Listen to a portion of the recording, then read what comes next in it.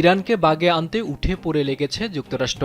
তেহরানের সরকার বিরোধী বিক্ষোভকে কেন্দ্র করে দেশটির শাসক গোষ্ঠীর উপর চাপ তৈরি করতে দিয়েছিলেন হুমকিও। বলেছিলেন বিক্ষোভকারীদের রক্ষায় প্রয়োজনে তিনি ইরানে হামলা চালাবেন। তবে এত কিছুর পরও ইরান দমে যায়নি। ট্রাম্পের হুমকির বিরুদ্ধে পাল্টা হুমকি দিয়েছে তেহরানও। তবে এবার ইরানকে শুল্কের মাধ্যমে নাস্তানাবুদ করতে চাইছেন ট্রাম্প। বিশ্বের যেসব দেশ ইরানের সঙ্গে ব্যবসা করবে তাদের পণ্যের উপর 25% শুল্ক আরোপের হুমকি দিয়েছেন মার্কিন প্রেসিডেন্ট। নিজের সামাজিক যোগাযোগ মাধ্যম ট্রুথ সোশ্যালে দেওয়া এক পোস্টে বলেন, এই শুল্ক তাৎক্ষণিকভাবেই কার্যকর হবে।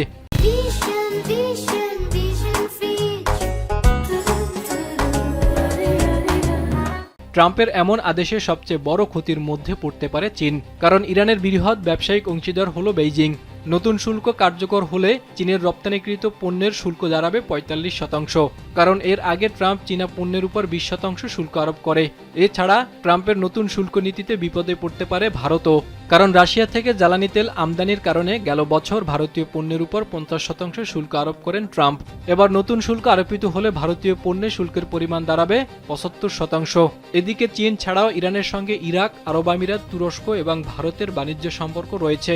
তবে মার্কিন প্রেসিডেন্ট ডোনাল্ড ট্রাম্প শুল্ক আরোপের মাধ্যমে ইরানকে কতটা চাপে ফেলতে পারবে তা নিয়ে প্রশ্ন থেকেই যাচ্ছে, কারণ এর আগেও ইরানকে চাপে রাখতে দেশটির বিরুদ্ধে একাধিক নিষেধাজ্ঞা দেওয়া হয়েছিল, কিন্তু সেসব নিষেধাজ্ঞা উপেক্ষা করে ইরান তাদের শক্তিশালী অবস্থান ধরে রেখেছে।